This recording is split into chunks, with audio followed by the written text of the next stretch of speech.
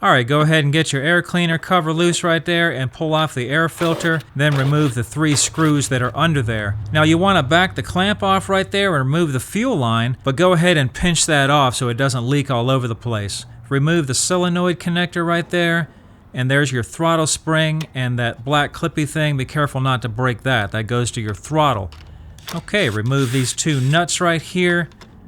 And we are almost there. Just all you have to do is pull off these 2 vacuum lines and that whole assembly will come right off of there. Okay, now carefully slide the carburetor back. Alright, our throttle is already disconnected, but we still have the choke hooked up. We have to get that clear of those studs. Now we can remove the choke right there. Alright, so before I take anything apart, I wanted you to see the linkage. This is our choke.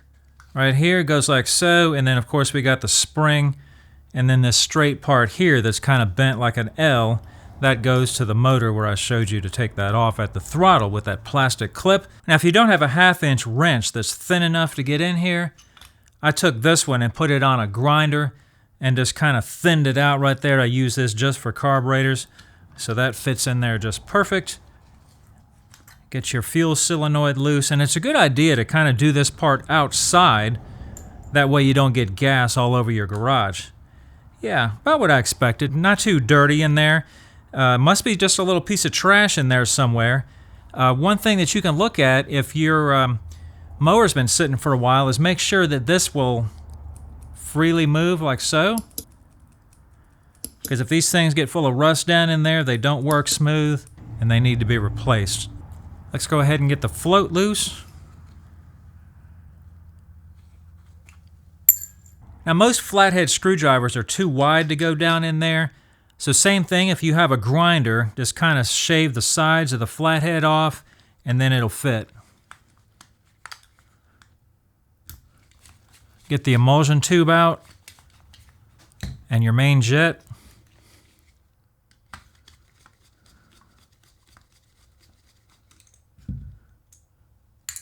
Alright, so this emulsion tube is a little bit different than most of them.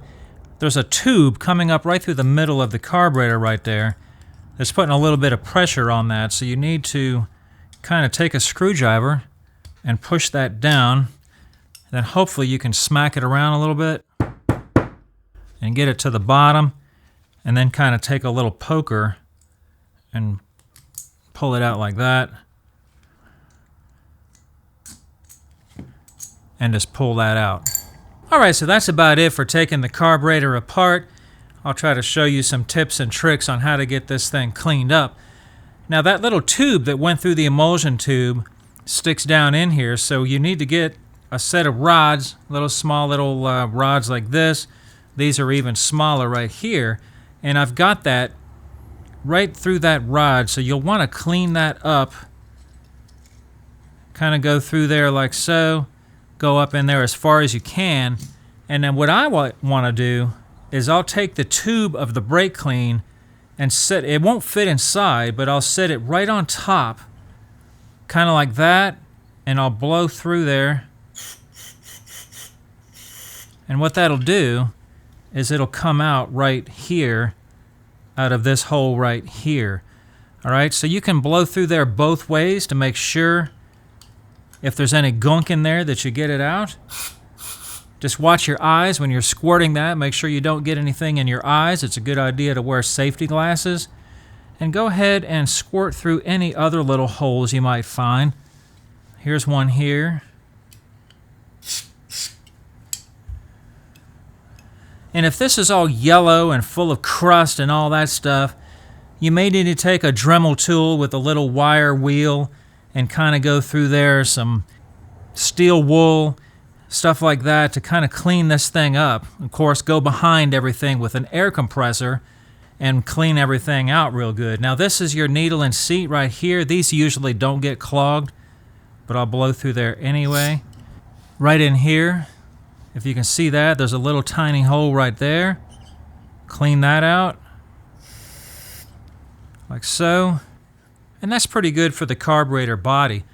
Now on this emulsion tube, you'll want to do the same thing with the little rods. It's probably going to be the smallest one. And you'll want to go through every one of these holes, just like so.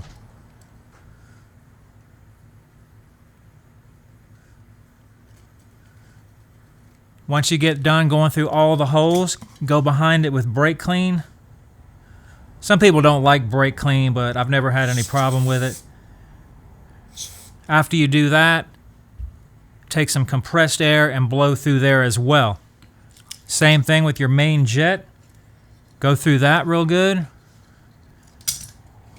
Clean it with some cleaner and then some compressed air behind that, okay? Alright, so let's go ahead and get our emulsion tube back in. This end goes up into the carburetor. Make sure to get that tube that's in there on the inside through here. It won't go in there unless it is anyway. And go ahead and take something and push that down all the way down. You should be able to see it coming out right here. Alright, so here's your needle. Notice it's got a little rubber tip right there. Now if you're getting gas into your oil, into your crankcase, chances are this is leaking. Or if you've got gas spilling out of the carburetor, which you might not see because of the gasket right here, but you'll see it in the oil, that needs to be replaced. So that goes on here just like that, right in the groove. See, like that? It should stay like so.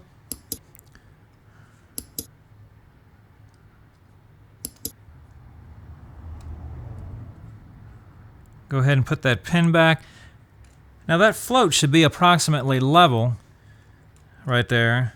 If it's up like this or down, way down, then it's not right. It should be approximately level. Now I'm going to try to find the rebuild kit for this. You might need to replace the bowl O-ring right here and the gaskets and all that stuff. These are in good shape, so I'm not going to replace anything, but if you do want to replace those, I'll try to post that stuff down in the description.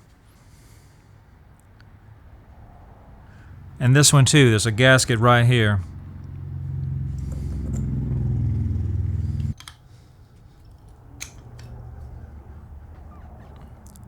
Alright, that bad boy is ready to go back. And we're going to put everything back just like we took it apart with our choke right there. Go ahead and get that on first before you slide the carburetor back on. Go ahead and carefully slide that back.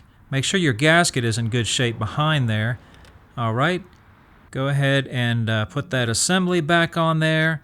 Put the vacuum lines back and we'll tighten up those two nuts right here, okay? Very good. Don't over tighten those. You don't want to warp that plastic. It's only plastic after all. Let's go ahead and get our throttle hook back up. Don't forget the spring goes right next to that. Right there. Put your electrical connector back on. And our fuel line right there. Put the clamp back on. The 3 screws and then the air filter. And we are ready for a test.